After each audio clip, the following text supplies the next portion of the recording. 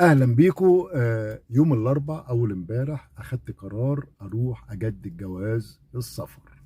عايز اقول لكم انا من الناس اللي بشيل هم جدا جدا جدا تجديد جواز سفر، تجديد بطاقة، تجديد رخصة، لان انا عارف اني بقضي يوم في منتهى المعاناة. ده اللي احنا اتعودنا عليه. ولكن وانا داخل الجوازات اللي هي في العباسية لقيت مكتب على اليمين قسم حقوق الانسان. فسالت ايه قسم حقوق الانسان؟ قالوا لي ده للناس اللي كبار السن اللي فوق 60 سنه وذو الاحتياجات الخاصه.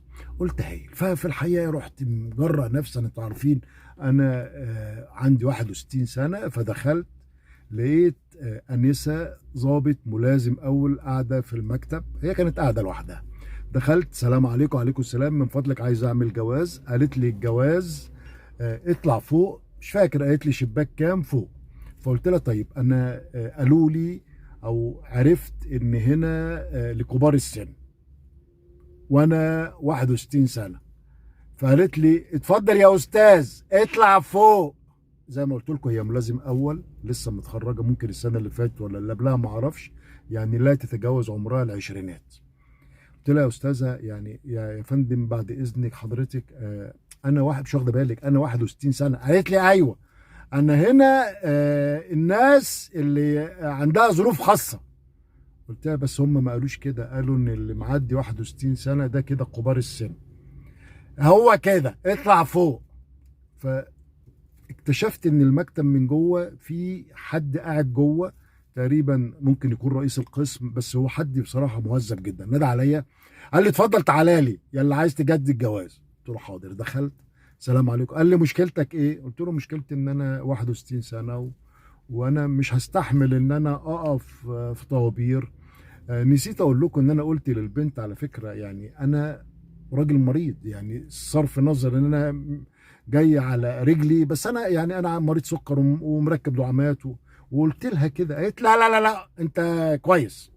فانا مش عارف بصراحه هي حكمت عليا انا كويس ولا وحش ازاي، يعني ممكن تكون دكتوره وانا مش واخد بالي، انا مش عارف.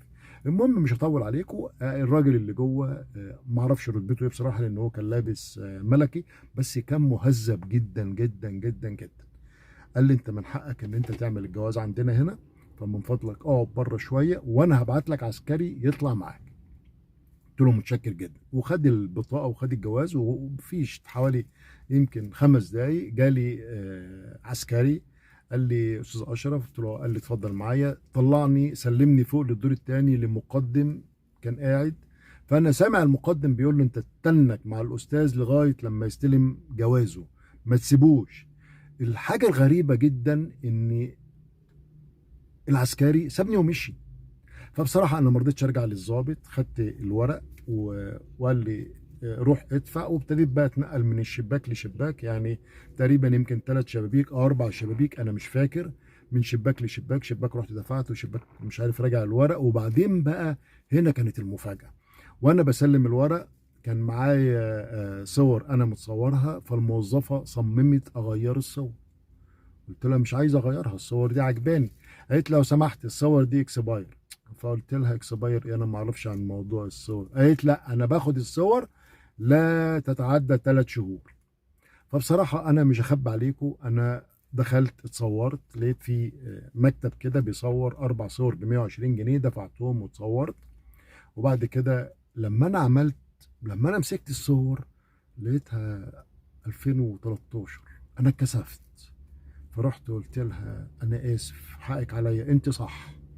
قالت لي انت بتتريق عليا؟ قلت لها لا والله انا بشكرك، لان حضرتك لو كنت خدت الصور دي وما خدتيش بالك انا كنت يعني هتضر، يعني ممكن الناس تشك ان انا، لان فرق كبير جدا، يعني فرق حوالي 12 سنه وانا شكلي اتغير فعلا. فانا بشكرك. و... وضحكت ابتسمت ابتسامه بصراحه لطيفه وخدت خلاص كده، وادتني الايصال وقالت لي تعالى استلم بعد الساعه 7. قلت لها شكرا. فانا نازل فلقيت اللي هو كان قاعد الضابط واللي قلت لحضرتك كان لابس ملكه وما اعرفش رتبته، كان واقف على باب المكتب. فدخلت له قلت له انا هستاذنك في حاجه. قال لي اتفضل. قلت له انا فنان الرحاب وعندي صفحه على الفيسبوك، ودايما بحب اشير السالب والموجب، الكويس والوحش. فاسمح لي انا هشير اللي حصل لي النهارده. فقال لي ليه كده، هو احنا زعلناك في حاجه؟ قلت له لا، انت حضرتك كنت حد مهذب جدا. قال لي، سالني سؤال عجبني قوي، قال لي انت قعدت قد ايه في الجواز، في الجوازات يعني؟ قلت له حوالي نص ساعه. قال لي طب وده مرضي بالنسبه لك؟ قلت له مرضي جدا.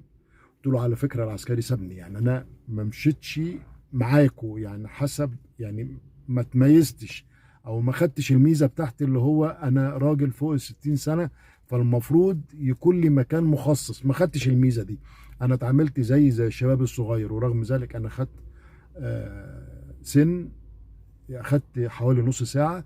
فطبعا انا بشكر الضابط، انا ما اعرفش هو رتبته ايه، فعلا كان حد مهذب جدا جدا جدا. اتمنى يكون بيسمعني وشايفني. وبلوم على الملازم الاول، بقول لها لو سمحتي انت حضرتك لسه في بدايه طريقك، ما ينفعش تعامل الناس كده. وانا اول مره في حياتي اشوف ضابط بنت بتتعامل بالقسوه دي. اكيد عندك والدك وعندك والدتك، يعني انا انت يعني اقول ايه، بس قد حفيدتي، فما كانش ينفع تكوني حد معايا كده. فانا بشكر كل الجوازات، وبقول للضابط الملازم اول البنت من فضلك اتعاملي احسن من كده شويه. وفي نهايه اللقاء اشكركم شكرا جزيلا، والى اللقاء. تحياتي فنان الرحاب.